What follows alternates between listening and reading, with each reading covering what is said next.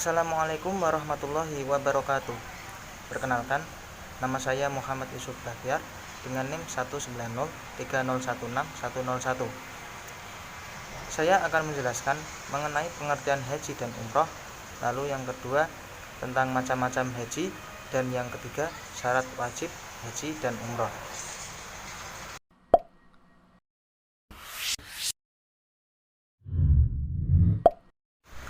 Yang pertama yaitu pengertian haji dan umroh. Haji secara bahasa berasal dari kata al-hajj yang berarti menyengaja atau bersungguh-sungguh.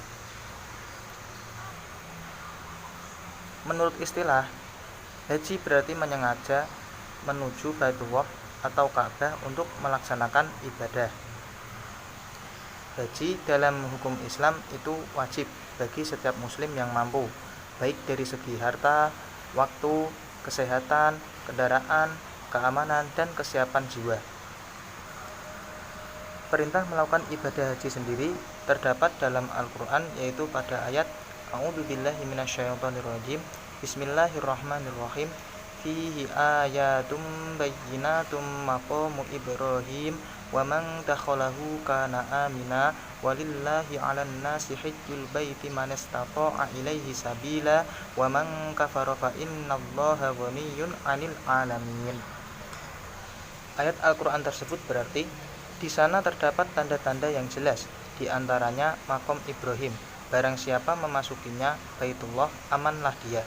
Dan di antara kewajiban manusia terhadap Allah adalah melaksanakan ibadah haji ke Baitullah, yaitu bagi orang-orang yang mampu mengadakan perjalanan ke sana. Barang siapa yang mengingkari kewajiban haji, maka ketahuilah bahwa Allah Maha Kaya atau tidak memerlukan sesuatu dari seluruh alam. Quran Surat Ali Imran ayat 97. Menurut para ulama, tidak ada kesepakatan antara mengenai tahun mulai disyariatkannya haji. Menurut mereka, haji disyariatkan pada tahun ke-6 Hijriah.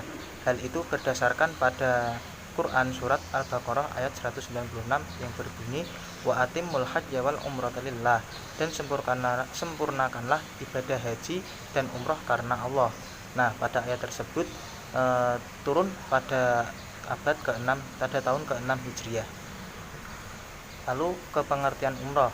Nah, umroh sendiri secara bahasa berarti ziarah atau berkunjung. Secara istilah, umroh yaitu berkunjung dan berziarah ke Baitullah atau Ka'bah untuk mendekatkan diri kepada Allah. Umroh hukumnya sunnah dan waktu pelaksanaannya pun tidak ditentukan.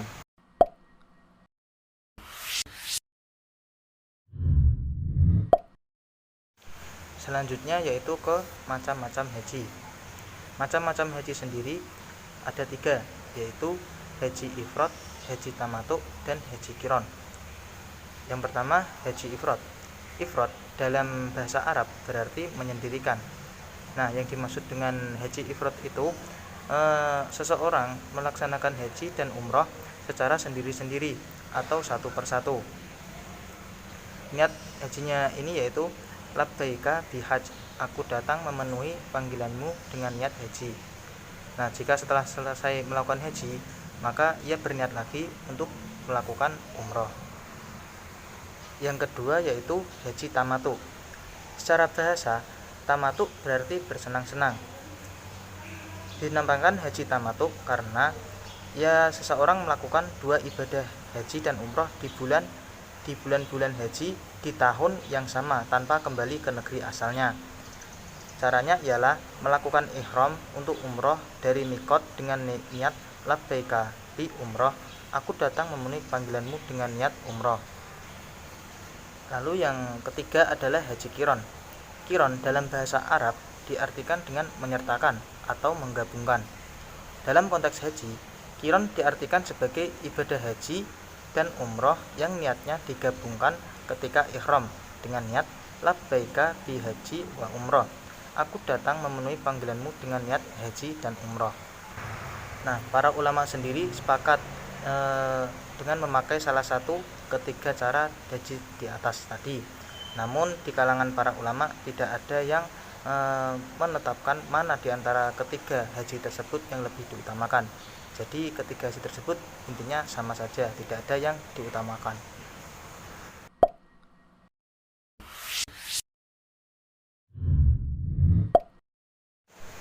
Selanjutnya yaitu syarat wajib haji dan umroh. Syarat adalah sesuatu yang harus dipenuhi dalam melaksanakan ibadah. Syarat-syarat dalam ibadah haji dan umroh yaitu beragama Islam, balik, berakal, merdeka atau bebas, mampu, ada mahram bagi jamaah haji perempuan, serta dilaksanakan pada waktunya bagi ibadah haji pada bulan Syawal, Zulkaidah, dan puncaknya pada bulan Zulhijjah. Adapun ibadah umroh dapat dilakukan kapanpun. Assalamualaikum warahmatullahi wabarakatuh. Perkenalkan, nama saya Siti Mahmudah dengan NIM 190301698. Saya sebagai pemateri yang kedua akan menjelaskan tentang rukun haji dan umroh, kemudian tata cara haji dan umroh.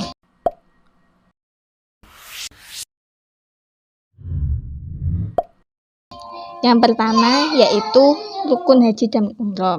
1. Rukun haji. Rukun haji terdiri dari yang pertama yaitu ihram. Ihram adalah niat memulai ibadah haji atau umroh dengan memakai pakaian ihram. Waktu pelaksanaan niat atau ihram itu disebut miqat zamani, yaitu tanggal 1 Syawal sampai hari ke-10 Zulhijjah. Sedangkan ihram atau niat dengan mengenakan pakaian ihram yang dilaksanakan di tempat-tempat tertentu disebut miqat makani. Sunnah-sunnah ihram mengumandangkan talbiyah. Doa talbiyah yaitu sebagai berikut: labbaik Allahumma labbaik, labbaik la syarika lak labbaik, innal hamdan wan nikmata lak wal mulka la syarika lak. Kemudian yang kedua, mandi untuk ihram. Yang ketiga, sholat sunnah ihram 2 rakaat. Kemudian yang terakhir, memakai sandal yang tidak menutupi semua jari-jari kaki. Yang kedua yaitu wukuf di Arafah. Yang dimaksud wukuf adalah kehadiran seseorang jamaah haji dan adanya dia di padang Arafah, baik dalam keadaan suci, haid, nifas, maupun dalam keadaan junub. Wukuf dimulai sejak matahari tergelincir pada hari Arafah, yaitu pada tanggal 9 sampai 10 Zulhijjah. Yang ketiga yaitu tawaf. Tawaf menurut bahasa berarti berkeliling atau berputar dalam pelaksanaannya. Tawaf dimulai dari Hajar Aswad, dari posisi Ka'bah berada di sebelah kiri yang tawaf. Tawaf tersebut dilakukan sebanyak 7 kali putaran. Tawaf yang disyariatkan dalam haji ada 3 macam, yaitu tawaf kudum atau tawaf penghormatan, tawaf ifadah, dan tawaf wada atau tawaf penutupan. Yang keempat yaitu sa'i. Dalam bahasa Arab, sa'i diartikan dengan berjalan. Dalam konteks haji, sa'i diartikan dengan berjalan yang dimulai dari Bukit Sofa ke Bukit Marwah. Dalam penetapan sa'i sebagai rukun haji, ada hadis Nabi Muhammad. An Habibata bani Abi Tijlot anin Nabi sallallahu alaihi wasallam qala Isa'u fa innallaha kataba alaikumus sa'yah, yang artinya dari Habibah ibnu Abi Tijlah bahwa Nabi Muhammad SAW bersabda, lakukanlah sa'i, sesungguhnya Allah mewajibkan kamu sa'i. Hadis riwayat Ahmad. Syarat-syarat sa'i. Sa'i dilakukan setelah selesai melakukan tawaf. Yang kedua, sa'i dimulai dari Bukit Sofa dan berakhir di Bukit Marwah. Yang ketiga, sa'i dilakukan sebanyak 7 kali. Dan yang keempat, seluruh perjalanan sa'i dilakukan secara sempurna, tidak boleh kurang meskipun selangkah. Yang kelima yaitu bercukur atau menggunting rambut. Yang dimaksud dari bercukur ialah menghilangkan rambut di kepala dengan pisau atau sejenisnya, atau bisa dengan jalan mencabutnya walaupun 3 helai. Menurut hadis Nabi an Ibni Abbasin anin Nabi sallallahu alaihi wasallam qala laisa 'alan nisa'i khalaqu wa innama 'alan nisa'i 'alan nisa'i taqassur, yang artinya dari Ibnu Abbas radhiyallahu an, sesungguhnya Nabi Muhammad SAW bersabda, tidaklah diwajibkan bercukur bagi perempuan, hanya saja diwajibkan atas mereka bergunting. Hadis riwayat Abu Daud. Kemudian yang terakhir tertib. Rukun haji yang terakhir kan tertib. Tertib dimaksudkan bahwa para jamaah ibadah haji harus melaksanakan segala rukun haji satu persatu sesuai dengan urutan dan aturan yang ditetapkan. Kemudian yang kedua yaitu rukun umroh. Sama seperti rukun haji, yang pertama yaitu ihram, kemudian tawaf, sa'i, bercukur, dan tertib.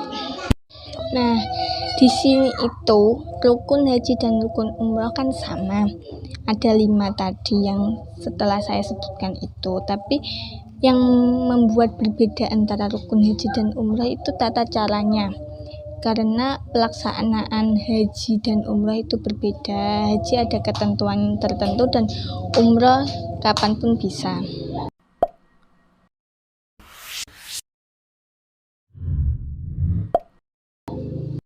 Tata cara haji dan umroh. Yang pertama, tata cara haji.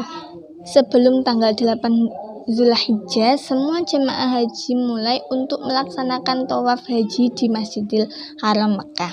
Kemudian tanggal 8 Zulhijjah disebut dengan hari Tarwiyah karena para jemaah haji menyiapkan bekal secukupnya untuk menuju Mina dan Padang Arafah. Kemudian jemaah haji melakukan ihram untuk ibadah haji, dimulai dengan mandi, memakai wewangian, serta mengenakan pakaian ihram sambil bertalbiyah. Setelah itu berangkat menuju Mina. Mereka mendirikan sholat duhur, asar, maghrib, dan isya, serta sholat subuh. Setiap sholat dikerjakan pada waktunya, namun sholat yang jumlah rakaatnya 4 digosor menjadi 2 rakaat. Para jemaah tetap berada di Mina sampai matahari terbit pada tanggal 8 Zulhijjah. Pada tanggal 9 Zulhijjah, Pada tanggal 9 Zulhijjah pagi harinya semua jemaah haji menuju ke Padang Arafah untuk melaksanakan wukuf. Setelah wukuf, jamaah haji menuju ke Musdalifah untuk mabit atau bermalam di Musdalifah dan mengambil batu untuk melontarkan jumrah secukupnya. Kemudian pada tanggal 10 Zulhijjah, jamaah haji melaksanakan ibadah melempar jumrah sebanyak 7 kali ke Jumrah Aqobah sebagai simbol untuk mengusir setan. Dilanjutkan dengan tahallul, yaitu mencukur rambut. Jika jamaah mengambil nafar awal, maka dapat dilanjutkan perjalanannya ke Masjidil Haram untuk tawaf haji atau menyelesaikan haji. Sedangkan jika mengambil nafar akhir, jamaah haji tetap tinggal di Mina dan dilanjutkan dengan melontarkan jumrah sambungan atau yaitu jumrah ula dan jumrah wusta. Kemudian tanggal 11 Zulhijjah jamaah haji melempar jumrah sambungan yaitu ula di tugu pertama, tugu kedua, dan tugu ketiga. Tanggal 12 Zulhijjah jamaah haji melempar jumrah sambungan wusta di tugu pertama, tugu kedua, dan tugu ketiga. Kemudian yang terakhir jamaah haji kembali ke Mekah untuk melaksanakan tawaf wada, yaitu tawaf perpisahan. Yang kedua yaitu tata cara umroh. Menuju Masjidil Haram, dalam perjalanannya memperbanyak bacaan talbiyah. Akhir waktu membaca talbiyah untuk umroh adalah saat akan memulai tawaf. Sebelum masuk Masjidil Haram, jamaah dianjurkan berwudu terlebih dahulu.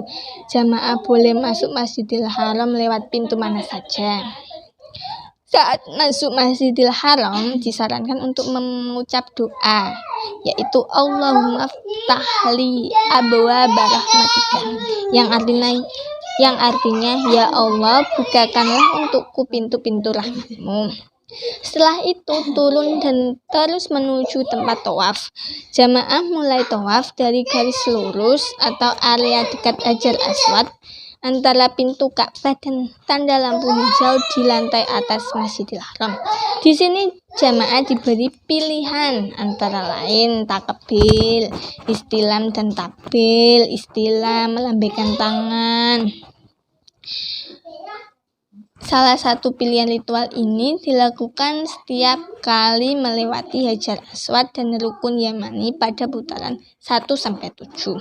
Pada putaran 1-3 jamaah pria dianjurkan untuk lari-lari kecil, sedangkan pada putaran 4-7 dengan jalan biasa.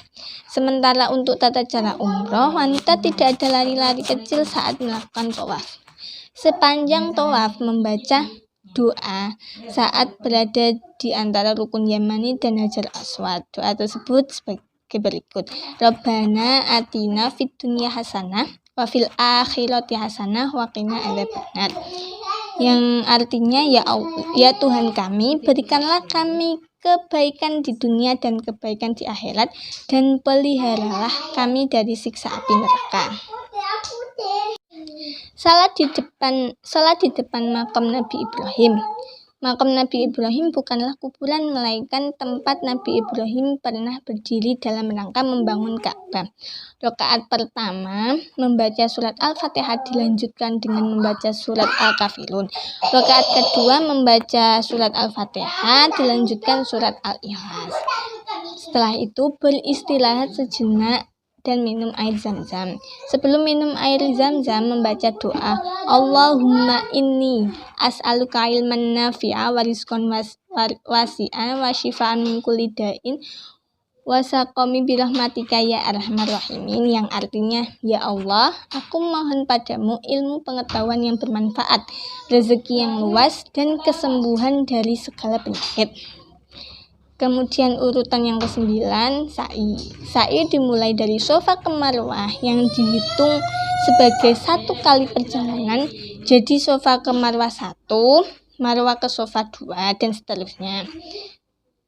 Sa'i berakhir di Marwah. Sa'i dikerjakan dengan berjalan, tapi pada batas di antara 2 lampu hijau, berlari-lari kecil. Kemudian yang terakhir yaitu tahallul. Tahallul adalah akhir dari pelaksanaan ibadah umroh yang ditandai dengan bercukur. Demikian tata cara haji dan umroh dilaksanakan sesuai rukun dan sunnah yang telah ditetapkan. Jika ibadah haji hanya dapat dilakukan antara tanggal 1 Syawal hingga 13 Zulhijjah, umroh dapat dilakukan sewaktu-waktu. Nah, demikian yang dapat saya sampaikan. Apabila ada kesalahan, saya mohon maaf yang sebesar-besarnya. Wassalamualaikum warahmatullahi wabarakatuh.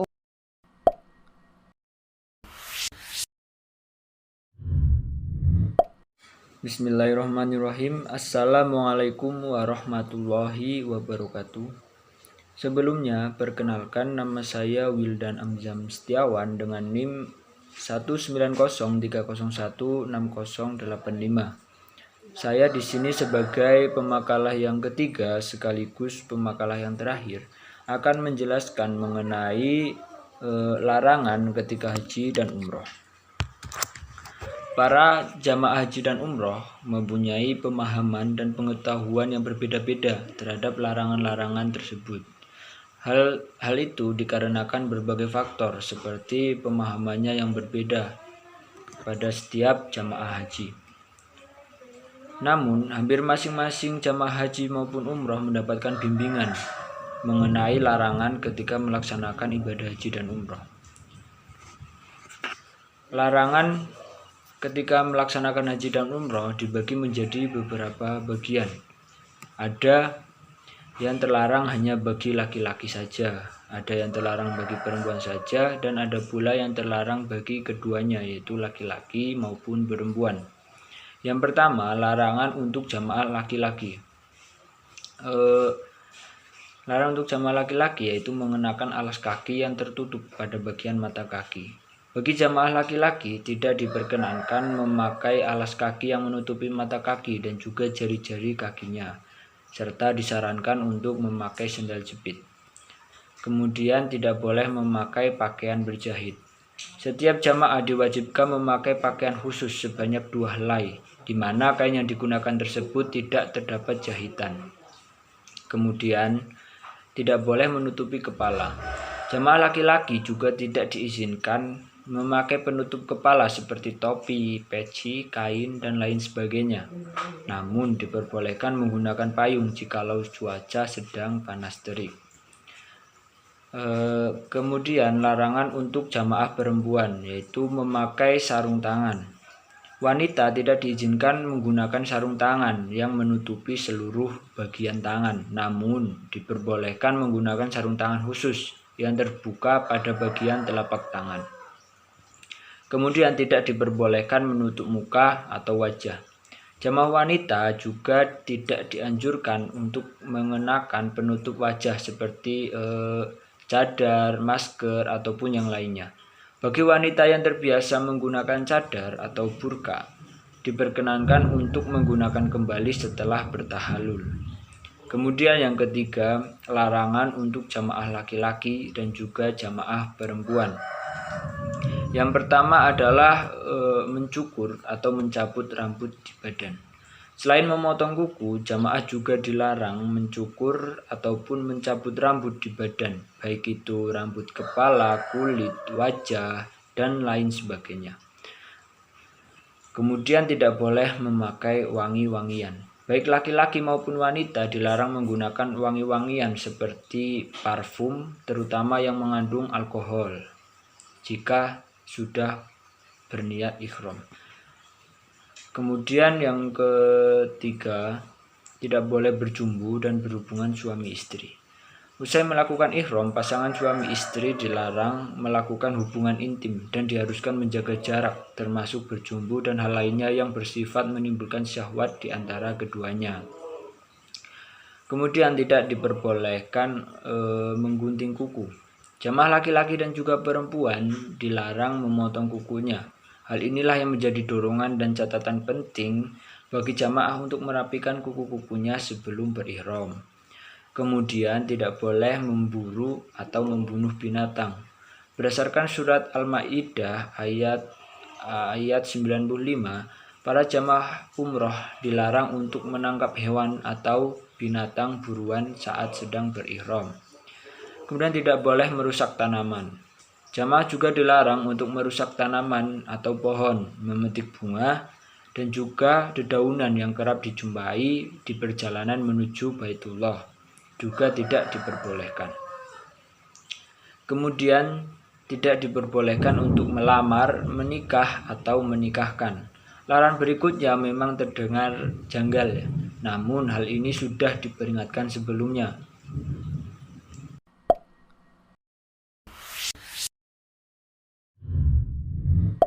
Materi selanjutnya yaitu mengenai hikmah haji dan umroh dalam kehidupan. Semua jenis ibadah yang terdapat dalam agama dan setiap kejadian yang terjadi pasti memiliki hikmah di balik hal tersebut. Demikian pula dengan ibadah haji dan umroh. Hikmah dari pelaksanaan ibadah tersebut antara lain yaitu yang pertama meningkatkan kedisiplinan. Ketika berada di tanah suci Mekah dan Madinah, seluruh umat yang melaksanakan ibadah haji dan umroh harus terbiasa untuk disiplin ketika melaksanakan haji maupun sholat. Pola disiplin ini diharap bisa terus berkelanjutan meski waktu pelaksanaan ibadah sudah selesai. Kemudian yang kedua, meningkatkan kualitas diri dalam beribadah. Orang yang merasa banyak dosa sering merasa puas asa. Namun Allah menjanjikan akan menghapus segala dosa yang dimiliki ketika mau melaksanakan ibadah secara tulus dan ikhlas. Kemudian yang ketiga, memunculkan sifat yang sabar. Pelaksanaan ritual ibadah haji dan umroh tentu memiliki cobaan dan godaan yang muncul. Banyak umat Islam dari berbagai negara yang berkumpul di satu tempat. Hal ini akan menimbulkan masalah berkenaan dengan fasilitas yang harus digunakan bersama karena jumlahnya terbatas seperti seperti kamar mandi misalnya, karena sifat egois dan mementingkan diri sendiri akan mengurangi nilai ibadah yang sedang dikerjakan. Kemudian yang keempat, melahirkan rasa solidaritas dan kekeluargaan. Berkumpulnya banyak umat dari berbagai daerah dan negara akan menimbulkan rasa persatuan umat yang tinggi tanpa membedakan golongan, ras, dan lain sebagainya. Perbedaan yang ada tersebut tidak perlu menimbulkan perpecahan, namun justru akan membuat ikatan persaudaraan sesama umat muslim seluruh dunia semakin kuat, meningkatkan dukungan serta meninggikan solidaritas rasa persatuan sehingga terjadi interaksi dan upaya saling kenal mengenal antara satu warga masyarakat dengan warga masyarakat lainnya. Kemudian yang kelima, meningkatkan dakwah.